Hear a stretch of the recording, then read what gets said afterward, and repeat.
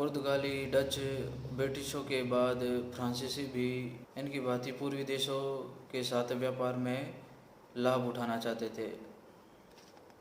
France के सम्राट Louis 14 ने मंत्री कालबर्ट के अधीन एक कंपनी चालू की। इस कंपनी का उद्देश्य भारत के साथ व्यापार करना था।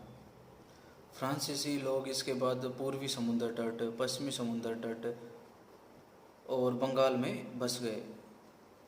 इसके बाद पश्चिमी समुद्र तट पर 1667 में इन्होंने सूरत में एक कारखाना खोला और पूर्वी तट पर 1669 में उन्होंने एक फैक्ट्री की स्थापना की।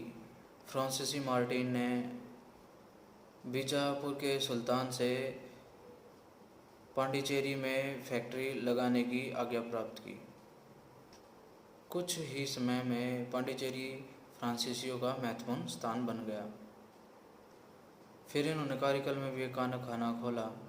इसके अलावा बंगाल में फ्रांसीसियों ने चंद्रनगर, कासिम बाजार और वालसोरा में भी अपनी फैक्ट्रियां बसाई।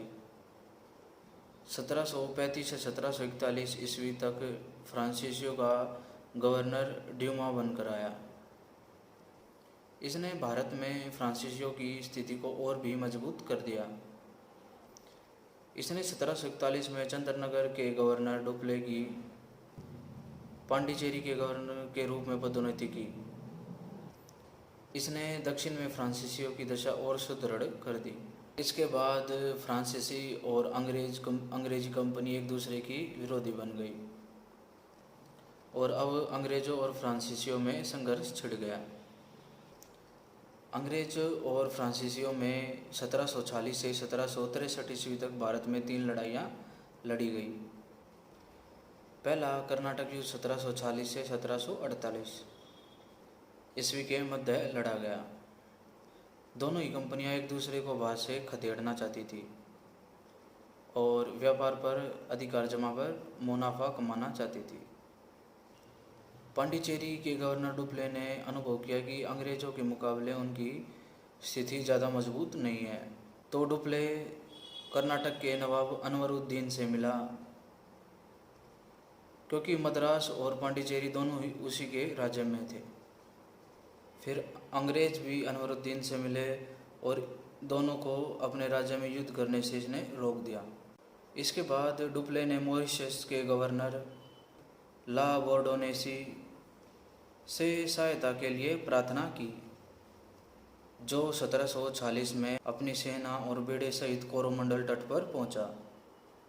दोनों सेना कुछ समय के लिए एक दूसरे का सामना करती रही।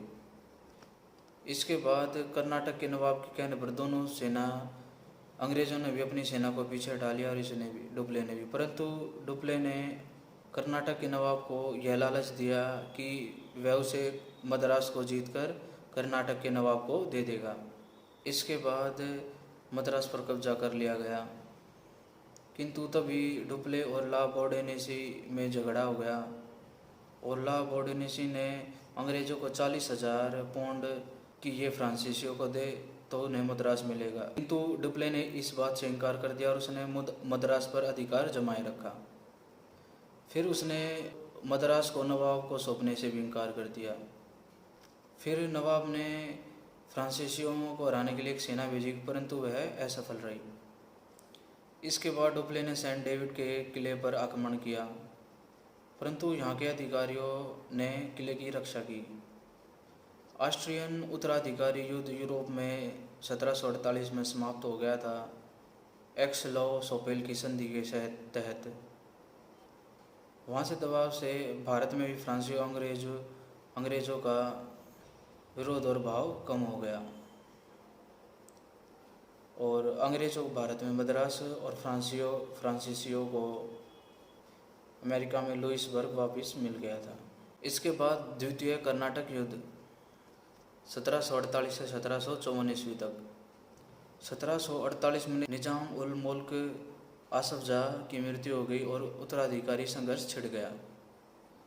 उसके पुत्र नासिर जंग और उसके लड़की के पुत्र मुजफ्फर जंग में हैदराबाद की गद्दी को लेकर झगड़ा हो गया।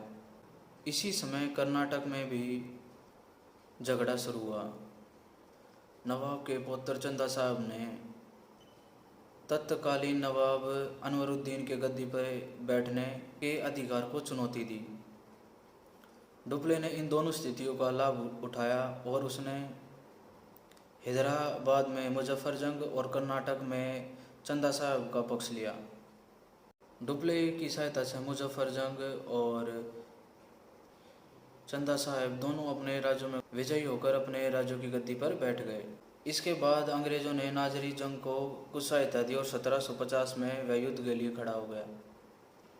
मुजफ्फरजंग इस युद्ध में पराजित हुआ और अंग्रेजों की सहायता से नाजिर जंग गद्दी पर बैठा, किंतु इसी समय इसकी सेना में दंगा भड़कने के कारण इसको मार डाला गया। इसके बाद मुजफ्फरजंग ने डुप्ले को 50,000 पाउंड की सहायता देने का वादा किया और उसको दोबारा हैदराबाद की गद्दी पर डुप्ले द्वारा फ्रांसीसियों द्वारा बैठाया गया और फ्रांसीसी बुशी उसकी सेना के साथ हैदराबाद आया, किंतु मुजफ्फरजंग को भी मारा गया। उसके बाद निजाम मुल्क के तीसरे बेटे सलावत जंग को गद्दी पर बिठाया गया। फ्रांसीसियों के इस बढ़ते प्रभाव को देखकर अंग्रेज चिंतित हो गए। अब कर्नाटक की बात करते हैं। चंदा साहब फ्रांसीसियों की सहायता से गद्दी पर बैठा था, तो अंग्रेज़ों के व्यापार को उसने कई हद तक रोक दिया। अब गवर्नर सैंडर्स ने जोरदार कदम उठाया।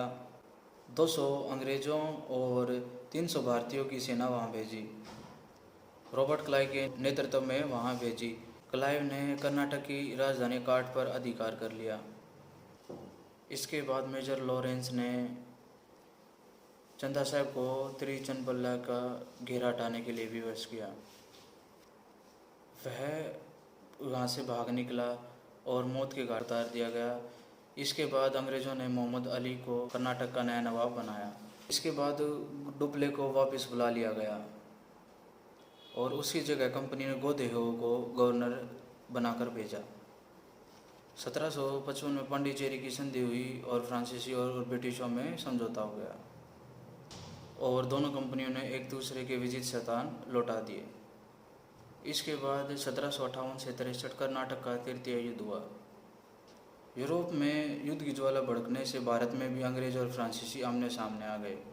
फ्रांसीसी सरकार ने काउंट लैली को गवर्नर जनरल बनाकर भेजा और अंग्रेज़ों को भारत से निकालने की हिदायत दी। वह अप्रैल 58 में भारत आया। यहाँ पहुँचते ही उसने फोर्ट सेंट डेविस पर आक्रमण कर दिया और अधिकार कर लिया।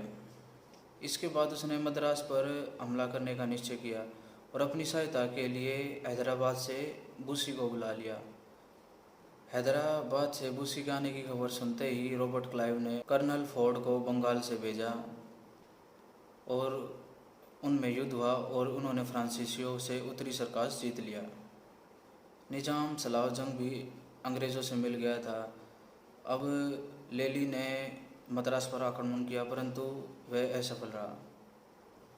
अब इसके बाद अंग्रेज़ों ने भी आक्रमण कर दिया और सन 1760 ईस्वी में फ्रांसीसियों को अंग्रेज़ों ने वानडीवास के युद्ध में परास्त किया और बुशी को बंदी बना लिया गया और अंग्रेज़ों ने इनके ज़्यादातर क्षेत्रों पर अधिकार कर लिया।